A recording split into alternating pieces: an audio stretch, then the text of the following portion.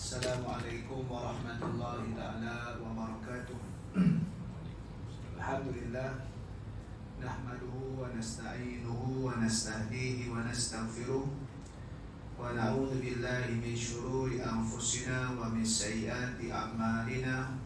Man yahdihillahu fala mudilla lahu wa man yudlil fala hadiya lahu. Asyhadu an la ilaha illallah wahdahu la syarika lah wa asyhadu anna sayyidana Muhammadan abduhu wa rasuluh. Allahumma salli wa sallim wa barik ala sayyidil mursalin imamil muttaqin wa ala alihi wa ashabihi ajma'in wattabi'in wa tabi'it tabi'in wa man istanna bisunnatihi ila yaumiddin, amma ba'd. Rabbi shrah li sadri wa yassir li amri wa hlul 'uqdatam min lisani yafqahu qawli. Alhamdulillah, pertama dan selamanya marilah kita melafazkan setinggi-tinggi kesyukuran kehadrat Ilahi dengan izin dan limpahan kurniaannya. Kita masih lagi diberikan ruang dan peluang oleh Allah Subhanahu wa taala untuk terus berada di atas muka bumi ini. Mudah-mudahan peluang dan tempoh yang diberikan ini kita manfaatkan dengan melaksanakan tanggungjawab kita dan kewajipan-kewajipan kita selaku hamba kepadanya. Mudah-mudahan kita selamat di dunia dan di akhirat, insya-Allah. Baik, insya-Allah kita akan mulakan kita punya kuliah kita secara bulanan, iaitulah pembacaan kitab, dan kita nak mengambil pengajaran daripada kitab yang dinamakan An-Nasaih Ad-Diniyah wal Wasaya Al-Imaniyah. Kitab Arab, cuma yang dah diterjemahkanlah, iaitulah nasihat agama dan wasiat iman. Nasihat agama dan wasiat iman, Imam Habib Abdullah Al-Haddad. Itu adalah dia punya penulis dia lah, ataupun kata-kata daripada Imam Habib Abdullah Al-Haddad ni. Bila sebut Habib ni, dia selalu gelaran kepada ulama-ulama ataupun para waliullah di negara Yaman, di negara Yaman. Baik, kalau di India apa India? India lebih kurang maulana, tak silap. Kalau Indonesia kiai. Kalau di Mesir syekh. Ada jugalah yang kongsi, tapi secara spesifiknya ada. Kalau kita tok guru. Cuma kalau tok guru yang terlibat dengan pentadbiran tuan guru. Pengistilahan tuan guru tu sebab tok guru tu dia terlibat dengan pentadbiran. Macam tuan guru ni Abdul Aziz Iman, tuan guru Abdul Hadi Awang. Sebab istilah tok guru tu dia tak official pada pentadbiran, jadi ditukar pada tuan guru. Sebab ada tuan, kerana tok guru. Jadi semua tu merujuk kepada satu gelaran penghormatan. Satu gelaran penghormatan kepada individu-individu secara khususnya yang kuat agamanya, dan juga mulia pribadi dan syakhsiah dia, serta mereka yang kita panggil tinggi keilmuan dia dalam bidang masing-masing. Asasnya melibatkan perkara agama secara basic lah, di samping tambahan-tambahan yang lain. Jadi kalau Habib ni selalunya di negara Yaman. Kita dengan Habib Ali Jufri, Habib ini. Sekalipun kalau dia bukan orang Yaman, mungkin dia banyak belajar ataupun lama berada di sana lah. Kalau sejarah panggilan Syekh ni adalah kita panggil gelaran. Kalau kita baca sejarah, sebelum dijadikan official gelaran, panggilan ini diberikan kepada Sayyidina Abu Bakar As-Siddiq radhiyallahu taala. Sebab kalangan sahabat ni, Abu Bakar ni yang berusia sikit lah, walaupun lebih muda pada Nabi, kan? Jadi Syekh namanya Syekh ni atuk lah. Syekh ni asalnya orang tua, Syekhun Kabir, orang tua. Jadi gelaran Syekh itu diofficialkan kepada mereka yang hebat ilmu dia. Syekh tadi tu pada gelaran, bukan pada gelaran tua usia, tapi pada ilmu dia yang tua lama banyak. Itulah juga di tempat-tempat yang lain. Kalimah ustaz. Ustaz ni sebab dia dah tidak general sangat. Kalau kita baca sejarah Universiti Al-Azhar, bukan Masjid Al-Azhar, dia masjid tumbuh dulu, lepas tu baru university. Kan? Universiti yang dibuat sistematik pendidikan, dan kemudian pada masuk silibus akademik PhD, awal pemegang PhD holder memegang PhD, dia menggunakan kalimah ustaz. Ustaz. Sebab itu kalau al-ustaz, al-doktor, profesor kat negara Arab. Tapi kita sebab dia tu ustaz, dia tu ustaz doktor. Kat Arab, al-ustaz, al-doktor, ataupun ustaz, al-doktor, tu profesor tu. Ustaz tu profesor. Kita ustaz ni asal ngaji. Kadang-kadang asal pakai kopiah ustaz dah. Cuma kita ihtiram pada panggilan tadi itulah. Cuma siapa yang diberikan panggilan itu kena jagalah. Kan? Kena jagalah. Macam selain daripada ustaz, gelaran yang dipakai sepanjang hayat oleh masyarakat kita apa? Cikgu. Selagi dia cikgu, sampai ke luar dia cikgu. Sebab cikgu ni sejarah negara kita ni orang yang sangat baik, bagus dan memimpin, bukan sekadar di sekolah tapi memimpin masyarakat. Kan? Tu di gelaran-gelaran lah. Jadi di situ adalah macam Habib gelaran. Di tempat kita panggil Yaman. Kalau tengok biodata sikit tentang Habib ni, nama dia Abdullah bin Alwi Al-Haddad. Jadi dia ni kalau ikutkan daripada dia punya keturunan dia disebutkan adalah Al-Husaini, daripada silsilah cucu Nabi Husain. Cucu Nabi Husain sampai ke situlah. Dan orang dia berada di Yaman, asalnya adalah Hadrami. Dan dia bermazhab al-Imam Asy-Syafi'i rahimahullah ta'ala. Mazhabnya mazhab Syafi'i. Kan? Dia ni lahir di sebelah kota Tarim, di Hadramaut. Kita tahu Hadramaut tempat makan nasi Arab ni. Hadramaut. Pernah sekali tu ada saya mula-mula cik Hadramaut tak jumpa. Ada satu tempat tu, dia Hadrabat apa tak, itu India punya makanan, tapi yang makanan resipi India, Hadrabat ke apa tak ingat kan? Yang mana lahir pada 1044 Hijrah. Berapa 1044 Hijrah? Bila tu? Dah 400 tahun lebih lah. Sebab kita 1443 1044 Hijrah. Dapat pelajaran Al-Quran dan menghafalnya. Ini kelebihan ulama-ulama dulu. Al-Quran ni dia bukan satu silibus pendidikan tau. Kita ni satu silibus pendidikan. Siapa nak tahfiz, masuklah tahfiz. Masuk barulah campur sains, dah campur ni. Ulama dulu, Quran ni basic dalam permulaan belajar. Ada yang kecil hafal, dah hafal Quran di situ. Dah hafal Quran ni, dah hafal Quran tu basic dulu. Kita ni nak hafal Quran tu, dia jadi satu aliran dah khusus. Kalau yang nak ngaji sains, tak payah masuk Quran. Itu yang dipisah tu. Dia sebelum pergi ke mana Quran dulu. Sebab itu basic. Ulama dulu, Imam Syafi'i pun Quran dulu. Maksud ni, yang ni semua sama. Sebab Quran tu bukan tahap pendidikan. Quran itu adalah permulaan hidup Muslim. Faham tak? Dia permulaan itu bukan tahap pendidikan. Kalau kita tahap pendidikan, okey, siapa yang nak jadi Quran, nak jadi ustaz, nak hafal Quran sikit, ustaz pun ada yang kita nak tahfiz. Yang tak nak ni, I tak nak anak I jadi ustaz lah. Apa nak belajar tahfiz? Bukan jadi ustaz, anak you Muslim tak? Cuma taklah semua hafal. Tapi nak kata, ada yang Allah Ta'ala kurniakan hafal-hafal. Tapi jadi Quran ni pelajaran basic. Cuma bila dari sudut, tuan-tuan pun tahu, budak-budak ni waktu kecil, waktu zaman dulu tak ada gadget, budak-budak otak kan diserapkan dengan benda lain, dia hafal Quran tu mudah. Dengan makanan pun tak banyak syubhah, sekarang banyak syubhah. Kan? Masuk makanan pun tak banyak jajan, sekarang banyak jajan walaupun ada cop halal.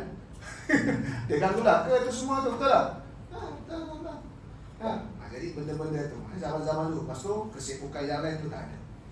Jadi dia kecil dengan Quran, kan? Namun Allah Ta'ala uji dia hilang pandangan dia disebabkan tekanan penyakit cacar, dikatakan di sinilah. Tetapi disebutkan Allah Ta'ala gantikan dengan pandangan lahir itu dengan pandangan batin. Maksudnya dah mata zahir dia tak nampak, tapi dia orang yang cerdik, dari sudut kita panggil ni lah, akhlak dia dan sebagainya lah.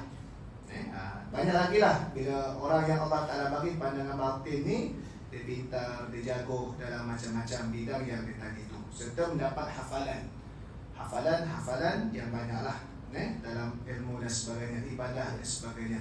Ini secara ringkas disebutkan di sini. Dan ini satu lagi, kadang-kadang orang tak faham. Dinyatakan di sini Imam Habib Abdullah Al-Haddad ni seorang penyair yang berbakat. Imam Syafi'i pun penyair. Sebelum dia belajar, ada satu kisah, sebelum dia pergi mendalami ilmu fiqh, dia adalah orang penyair. Sebab itu bila waktu ada sekali kan dia hafalan dia kurang, dia kan buat syair, syakautu ila waqi'in an su'i hafzi fa arsyadani ila tarkil ma'asi. Lepas tu di anna ilma nurun wa nurullah la yahdi lil ma'asi. Lepas tu dia punya wirid zikir tu, ilahi lasturil firdausi ala. Itu semua bait-bait syair tu. Apa sebenarnya bila kita belajar sejarah ulama dulu, dia ni ada yang ditonjolkan hebat syair. Orang yang hebat syair, orang yang hebat penguasaan bahasa.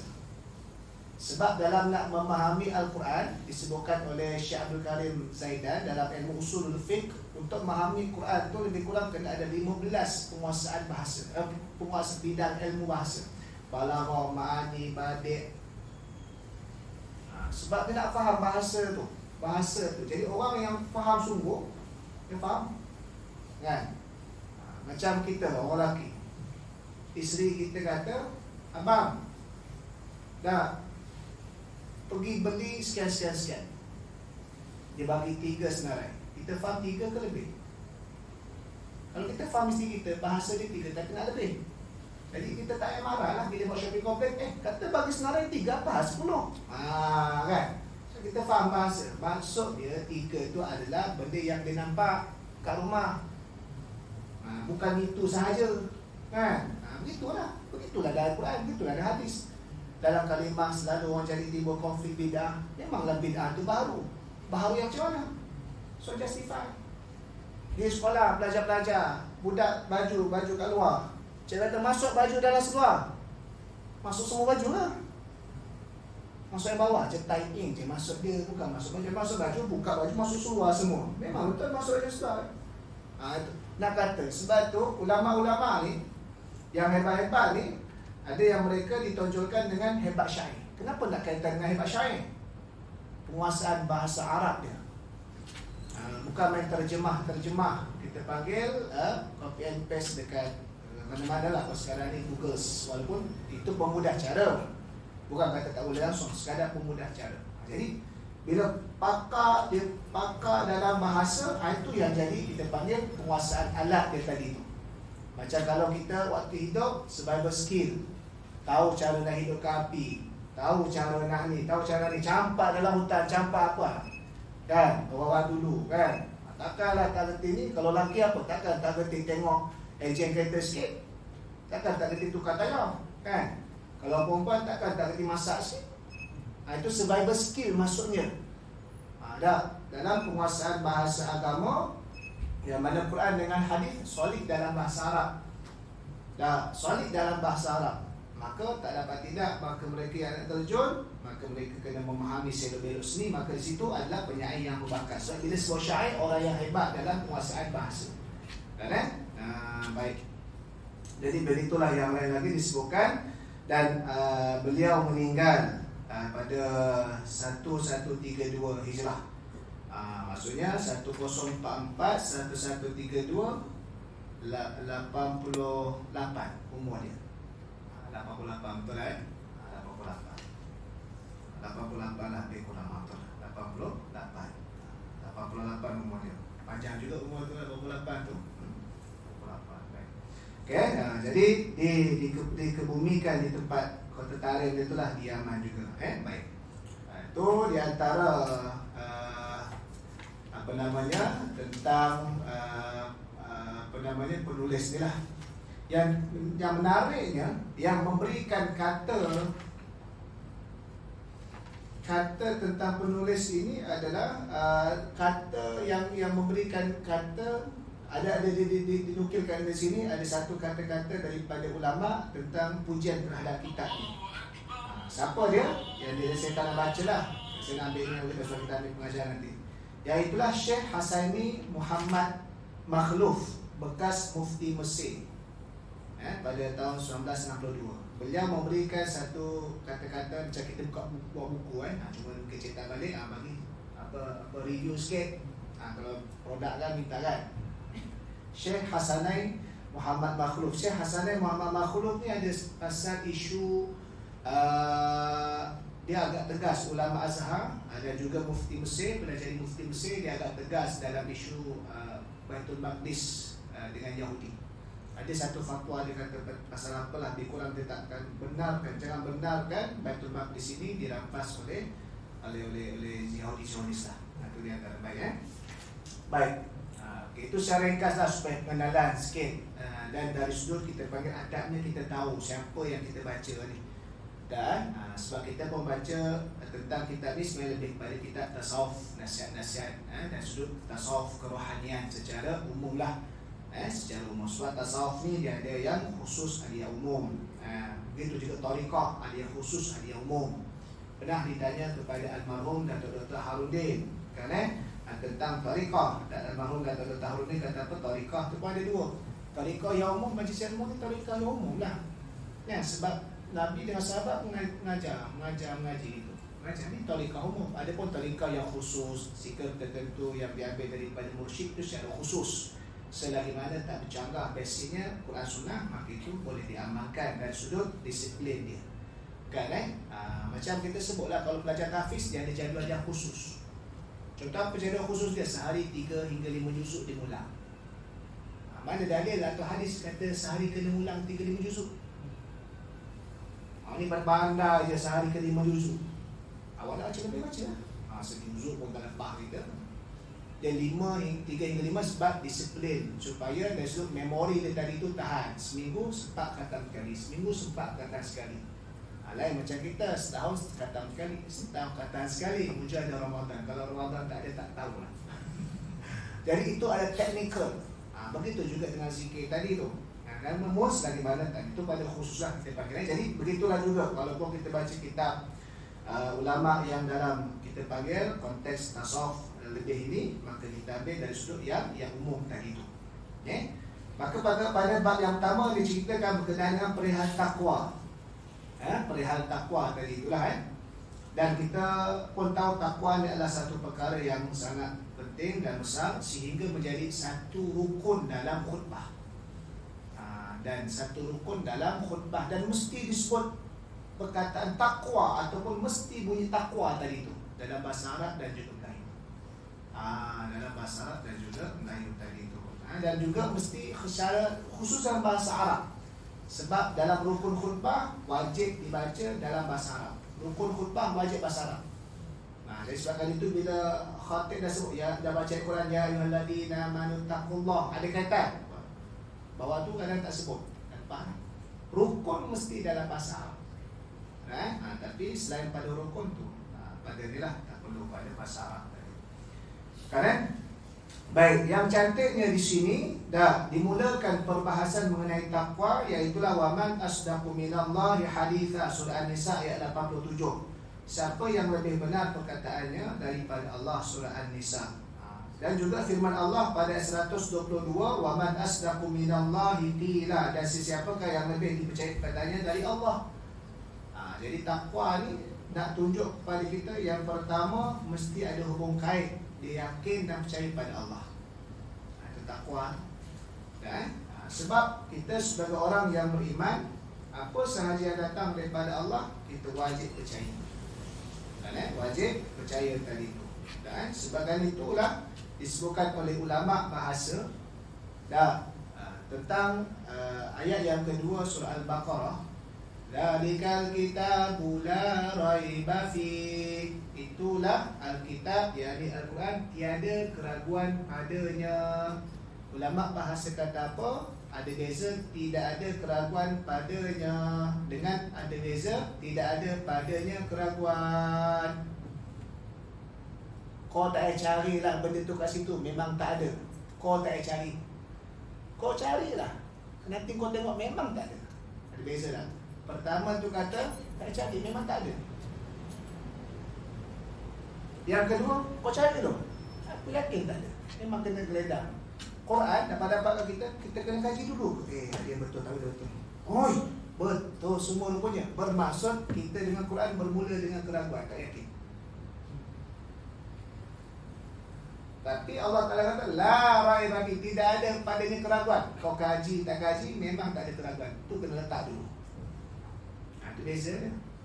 Dengan Allah datang pada Allah, betul ke tidak ni?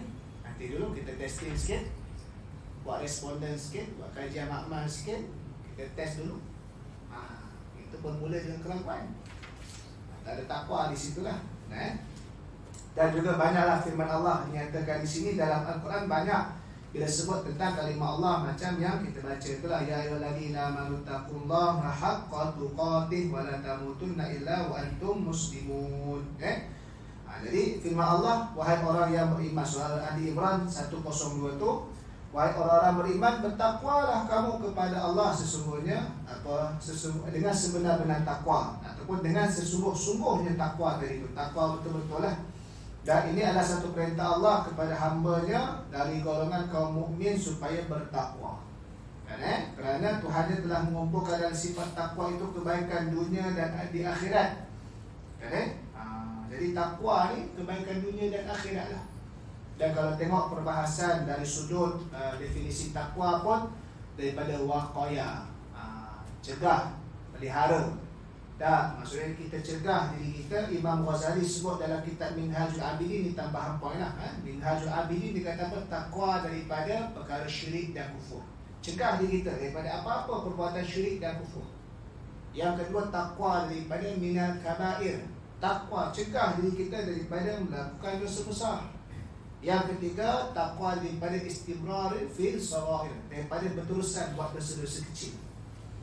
Sebab secara asas kita payah nak lari daripada dosa kecil, tapi jangan berterusan. Alah, dosa kecil pun dibuat lagi, lama-kelamaan ulama kata boleh jadi dosa besar. Jadi itu takwa dalam Minhajul Abidin Imam Al-Ghazali sebut tadi itulah. Dunia dan di akhirat, baik di dunia baik di akhirat. Kita jangan anggap bila sebut amal Islam ni akhirat insya-Allah kita okey, dunia tak apalah. Tak betul. Tak. Kejayaan Islam ni tak, akhirat tu pasti dah lah. Tapi di dunia ni pun Allah Ta'ala akan tunjuk bila kita memenuhi syarat-syarat ni. Kejayaan Islam. Yang kata tak apalah, dunia ni memang Islam gini je, akhirat itu seolah-olah orang Islam ni putus asa. Tak. Memang betul. Tak. Keadilan yang mutlak nanti di akhirat memang betul. Dunia ni ada ujian, tetapi bukan bermaksud bila kita amal Islam dunia ni tak dapat kebaikan apa-apa. Sebab itu ada ditulis oleh Syekh Abu Hasan Ali An-Nadawi, tak silap saya pengarang dia, ditulis satu kitab, Madza khasiral Islam, Madza khasiral alam bi inhitatil Islam. Apa kerugian alam ni bila umat Islam tu mundur? Apa kerugiannya? Kerugiannya berlakulah jenayah. Sebab Islam tak kasih buat jenayah. Ada Islam kata bunuhlah sesiapa, rogollah sesiapa, ambillah harta secara batil haram. Ada tak ada? Islam tak ada. Islam kata jangan. Kalau semua laksanakan, akan bagus. Alam ni akan aman. Isu dia bila tak laksanakan lah, itu jadi masalah. Jadi madza khasiral alam bin hitatil muslimin. Apa umat Islam ni, apa akan berlaku rugi pada alam ini bila dengan kemunduran umat Islam tadi tu. Baik tadi tu. Baik. Jadi di situlah disebutkan, iaitulah takwa, disediakan di dalam sifat takwa itu kebajikan dan kesempurnaan serta kebahagiaan dan kemenangan, semata-mata sebagai rahmat kepada hamba-hambanya dari kaum mukminin. Jadi sifat takwa ni asas sekali. Inna akramakum indallahi atqakum. Orang yang paling mulia kalangan kamu orang yang paling bertakwa. KPI takwa. Kita Ramadan baru ni, kutiba alaikum syam, last kali la'allakum tattaqun. Kita raya korban baru ni, tak, sembelih korban. Apa Allah Ta'ala kata? La yanalallaha luhumuha wala dima'uha walakin yanalut taqwa minkum. Taqwa juga korban pun. Takwa belaka. Semua takwa itu KPI yang kita nak capai. KPI yang kita nak capai. Sebab itu la raiba fi hudal lil muttaqin. Allah Ta'ala tak sebut tahap mukmin, Allah Ta'ala sebut tahap muttaqin. Quran tu tak ada keraguan pada Quran tadi tu menjadi petunjuk kepada orang bertakwa. KPI dia tinggi. Takwa. Macam kita lah, kalau dalam kerja kita ada level pangkat-pangkat. Dah pemula ni. Takwa tu tinggi. Kan Sebab itu disebutkan tidak ada satu kebaikan maupun di dunia atau di akhirat, sama ada kebaikan lahir ataupun batin, melainkan takwa lah yang menjadi perintis dan sebab yang menyampaikan kita kepadanya. Dan di zaman kita panggil zaman cobaan. Takwa ni benda yang kita tak boleh nak ukur ikut materialistik. Dan tapi takwa ni adalah penentu kepada kita ni berada pada kebenaran. Contoh, kereta besar, kereta kecil, materialistik. Kereta besar tidak menentukan dia itu adalah orang yang bagus berbanding daripada kereta kecil. Tak. Tetapi takwa yang menentukan mana satu yang bagus. Ada kereta besar digunakan untuk kebaikan, pergi masjid. Baguslah walaupun kereta besar. Ada kereta kecil digunakan untuk nak sondol orang, nak langgar orang. Tak bagus walaupun kecil. Materialistik bukan penentu, tapi takwa yang menentukan kebendaan yang kita ada tadi itu. Kaya tak jadi penentu orang tu bagus daripada orang yang miskin, tak. Tapi takwa yang menentukan. Kalau kaya, pemurah, bagus, jaga ibadah, baguslah daripada miskin. Tapi kalau kaya, maksiat, lupa diri, apa sebagainya. Yang miskin pula tu bagus sebagainya, miskin bagus. Kebendaan itu bukan penentu. Tapi siapa yang menjadikan kebendaan penentu, itu yang masalah. Dia telah terpengaruh dengan pemadiyah ataupun materialistik punya ideologi. Ini tak boleh lah. Tapi takwa. Sahabat Nabi ada yang kaya, ada yang miskin. Sayyidina Osman kaya, dan Abdul Rahman bin Auf kaya. Kan ada yang miskin, Abu Hurairah miskin. Sampai digelar Ahlus Suffah. Sahabat Nabi ni ada satu kelompok dinamakan Ahlus Suffah. Ahlus Suffah, kalau tengok dalam buku A to Z tentang tasawuf, Datuk Seri Dr. Zulkifli Al-Bakri. Tapi dalam buku tu tak ada Datuk Seri lagi lah. Waktu tu dia tak jadi Menteri Agama, tak jadi mufti lagi waktu tu. Sekarang Datuk Seri lah. Bilangan Ahlus Suffah sekitar hampir 200. Siapa Ahlus Suffah? Mereka yang tak ada keluarga, sebatang kara, dan tidak ada kesibukan hal-hal pentadbiran dunia. Mereka kerja Nabi tugaskan bantu di peringkat kerohanian. Mereka bermunajat di masjid, majlis ilmu. Mereka yang tolong penuhi kota dulu. Sebab yang lain ada hal-hal lain, ada urusan yang perlu dibuat. Tapi dalam sesama Nabi jaga kebajikan. Mereka ni lah waktu orang pergi perang. Mereka siapa yang tak ada kelayakan pergi perang, mereka munajat malam. Mereka menanam Islam, bantuan pada tentera Islam. Itu Ahlus Suffah. Dan daripada itulah kalimah tasawuf diambil. Tasawuf, suffah, tasawuf. Dan itu antara maksudnya. Jadi ada yang miskin, ada yang kaya. Bukan penentu kita panggil tadi kebendaan, tapi takwa yang menentukan. Itu beza dia tadi tu tuan-tuan. Sebab itulah dia kata tidak ada kebaikan dunia akhirat melainkan takwa. Tapi kalaulah jelas-jelas benda yang bercanggah dengan syariat, maka itu tak boleh dinamakan takwa. Contoh, kau tengok dia buka aurat, tapi takwa dia tinggi. Tak boleh lah macam tu tuan-tuan. Benda takwa ni benda kembali kepada waman asdaqu minallahi qila. Dia percaya pada kata Allah. Allah Ta'ala kata tu tak, dah dia tak ikut, takwa lah. Kuranglah sikit takwa. Kan begitulah juga kalau buat perkara-perkara haram, kemungkaran, maksiat yang lain lah. Baik. Di antara kebaikan-kebaikan itu, iaitulah penyertaan Allah dalam pemeliharaan diri kita. Maksudnya apa? Allah memelihara kita lah. Allah memelihara kita tadi, wattaqullaha wa'lamu annallaha ma'al muttaqin. Al-Baqarah 198. Allah bersama dengan orang yang bertakwa tadi itu. Maksud Allah bersama dengan bertakwa tu, satu boleh faham, ada satu keadaan Allah Ta'ala jauhkan daripada musibah, kan? Ada satu keadaan waktu dia ditimpa musibah pun, musibah itu adalah sebagai kafarah dosa dan meninggikan kedudukan, bukan sebagai penghinaan. Ada satu keadaan juga, iaitulah apabila saat akhir di hidup dia dapat syahadah dan dia dapat kalimah la ilaha illallah, akhirat dia dah berjaya. Itu keadaan-keadaan dia bukanlah statik. Tapi di situ jangan kata, oh aku takwa, ada orang nak tembak peluru tak lut, tak. Kadang-kadang, Ustaz, saya ni tak ada buat maksiat pun, jahat tak ada, tapi kenapa Allah Ta'ala uji saya ni macam-macam ni? Kadang-kadang ada orang faham macam tu. Ini pun sebenarnya tak berapa betul fahaman.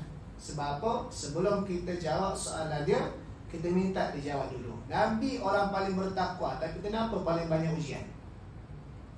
Antara awak dengan Nabi, siapa yang lebih takwa? Itu jawab tu dulu. Sebab nak bagi faham. Sebab Syekh Qardawi dia sebut dalam kitab Al-Iman wal Hayat, iman dan kehidupan. Dia Ustaz ngajar tu kan, iman dan kehidupan. Syekh Qardawi kata apa? Tenang ni bukan maksud tak ada ujian, bukan maksud tak ditimpa musibah. Aku tenang, akulah orang paling tenang. Tenang ni apa? Waktu musibah ke, waktu aman ke, kita tetap ingat Allah. Ala bi dzikrillah tatma'innul qulub. Waktu susah kita ingat Allah, kita depres, jangan sampai bunuh diri. Sekarang ni macam-macam isu kan. Tengok berita tentang depres sebagainya, kita kena cakna tu kan. Yang ada seorang lelaki bunuh isteri anak dia kelak, ada sebelum ni bunuh mak. Uish, takut dengan. Hati-hati tuan-tuan. Selain daripada kerahannya, dia perlu juga kepada konsep disiplin ilmu yang khusus, spesialis tentang psikologi ke apa sebenarnya. Perlu dirawat tuan-tuan. Nah, kita tak kena, alhamdulillah, mudah-mudahan tak kena lah. Tapi orang ni, sebab yang macam lelaki yang kat Johor tu kan, yang kelas isteri anak tu, dah katanya tak ada pun, dah negatif, tak ada. Tak. Itu antara lah, Allah Alam lah. Mudah-mudahan Allah Ta'ala pelihara kita belakang. Jadi tenang ni bukan bermaksud tak ada apa-apa musibah. Dan Nabi pada banyak musibah Allah Ta'ala uji, kan? Macam-macam lah. Kita tak ada lah Nabi sampai tengah sembahyang tu orang campak najis ke pakai kat kita kan. Tak ada pun. Apa lagi? Tak ada lah lagi orang halau kita kan. Orang suara tepi sikit je tak ada halau. Sampai kena keluar negara tak ada lah. Kan? Kita kalau keluar negara pun bukan kena halau, tapi pergi jalan. Kerana Allah bersama tadi itu. Allah bersama tadi itulah. Dan di antaranya lagi disebutkan dalam ayat Quran, ilmu laduni wattaqullah wa yu'allimukumullah. Allah bertakwalah kepada Allah dan Allah akan mengajarkan kamu. Ilmu laduni, ilmu yang bukan diperolehi secara usaha. Dia ilmu ni Imam Ghazali kata dia ada dua cara. Satu al-kasbu. Al-kasbu. Ini yang diusahakan. Kita pergi belajar, sama ada belajar formal, informal ke, kan? Ataupun kita menerusi pembacaan, apa-apa sajalah. Sekarang bukan secara pembacaan, secara Google pun boleh membantu. Bagi saya sebenarnya benda tu tak salah. Ada setengah orang dia anti sungguh. Belajar dengan Google ni apa nak jadi ni? Seolah-olah apa jumuk sangat. Belajar tak salah, pemudah cara. Tetapi kena pandai tapis, saring kan, pemudah cara kita panggil lah. Okay, baik. Ada satu lagi ilmu sebagai Imam Ghazali yang tidak diperolehi dengan belajar. Ilmu laduni. Cuma ilmu laduni perbahasan dia adalah perbahasan macam mana kita nak justify benda tu ilmu laduni. Contoh Nabi Khidir, kita kata ilmu laduni sebab benda tu Quran sendiri yang justify. Allah yang sebut Nabi Khidir tu ilmu laduni. Wa ma utitu min ilmi illa qalila. Allah yang sebut ilmu laduni. Sebab apa jadi perbahasan? Sebab siapa boleh claim Allah bagi daripada dia? Dia tahu mana Allah Ta'ala bagi. Itu persoalan dia. Itu soalan dia. Sebab itu ada yang sebut ilmu laduni tak ada dah zaman sekarang ni. Ada orang kata sebab apa nak justify itu susah. Kalau nanti saya dapat ilmu laduni ni bahaya ni, susah. nanti habis. Dia panggil disiplin ilmu tak ada. Susah. Habis agama ni senang orang nak dakwa mudah-mudah. Sebab saya nak ilmu dunia orang jangan lawan. Ilmu dunia pada Allah ni dia susah. Dalam kata tak ada. Tak ada. Ada ulama kata kita panggil apa namanya, ada tapi tak tahu. Cuma kita panggil bawah sikit daripada ilmu laduni. Biasanya perkara basic Allah bagi ilham. Ilham tu maksudnya apa? Digerakkan hati ke arah kebaikan. Dan benda-benda tadi tu basic dah ada dah. Cuma di arah itu. Contoh kan tentang kita panggil Nabi kata SAW solat duha tu murah rezeki.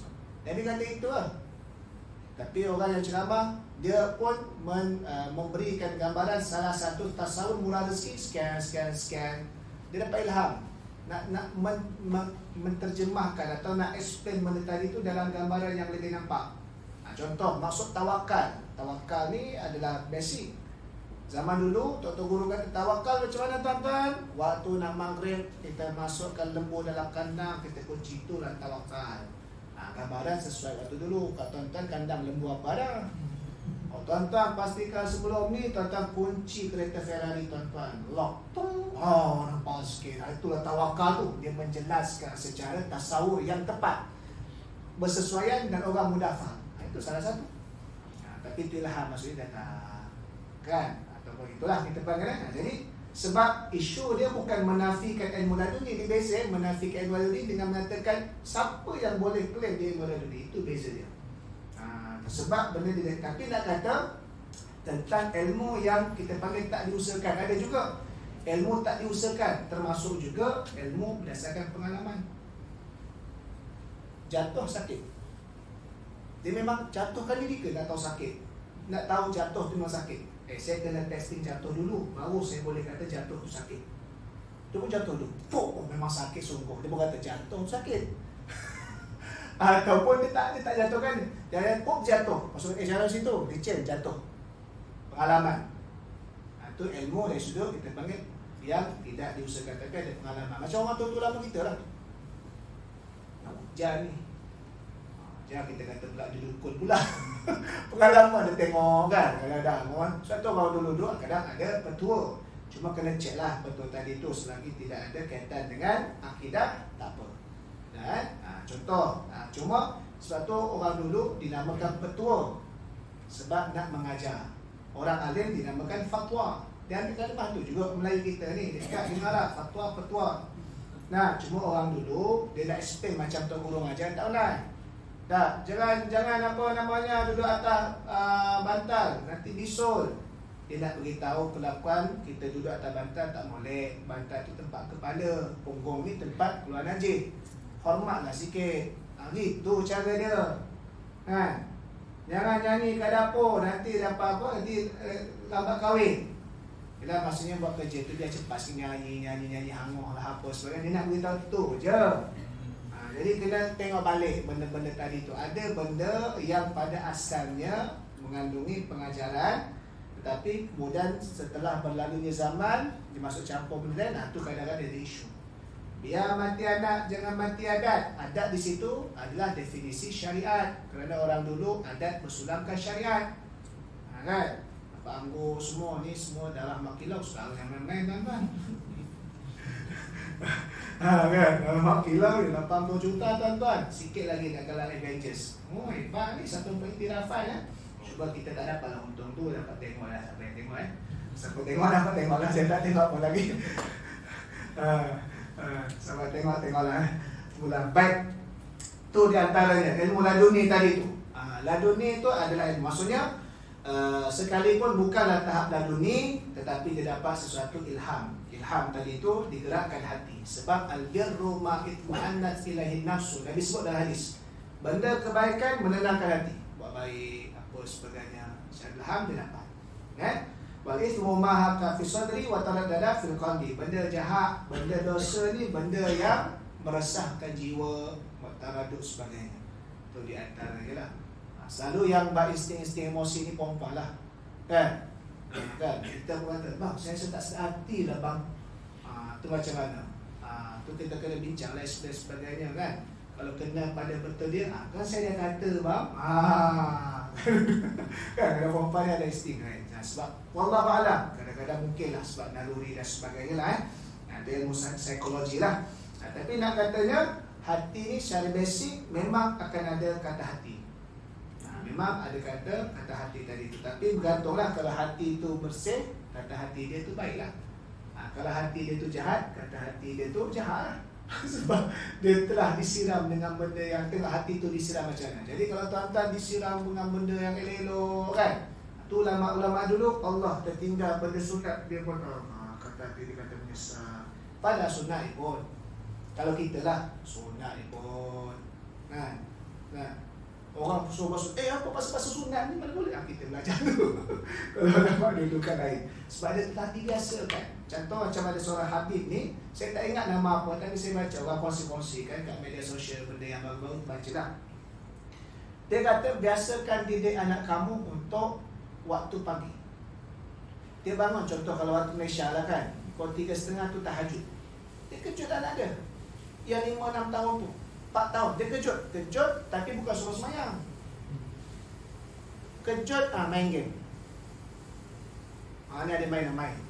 Kita janganlah main, kita semayang lah. Kita pula main. Kita bangun semayang. Nak latih dia, biasakan pukul 3.30 waktu bangun, bukan waktu main. Dah terbiasa. Cuma apa nak buat, itu melihat pada usia. Waktu 5 tahun, 6 tahun main lah dulu. Waktu dah 15 tahun semayang lah. Itu dia. Tapi waktu tu waktu bangun, bukan waktu tidur. Macam kita lah kan, siapa yang ajar kita pukul 7 pagi kena sarapan? Dah terbiasa mak ayah kita 7 sarapan. Contoh orang kan Tapi kalau hari Minggu pukul 11 sarapan. Faham? Dah terbiasa. Asal Minggu je lambat je bang. Asal Minggu lambat sampai ke besar ke tak. Sebab dah terbiasa. Tuan-tuan pergi overseas, tak makan nasi 2-3 hari, lepas tu cari nasi juga.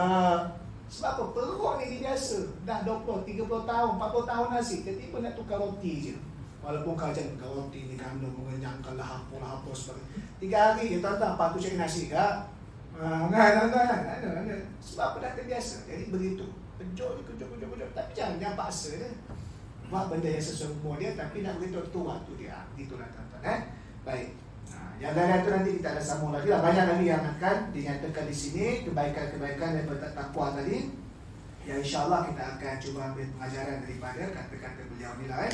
Wallahu a'lam. Aqulu qawli hadza wa astaghfirullahal azim li wa lakum. Wassalamualaikum warahmatullahi taala wabarakatuh.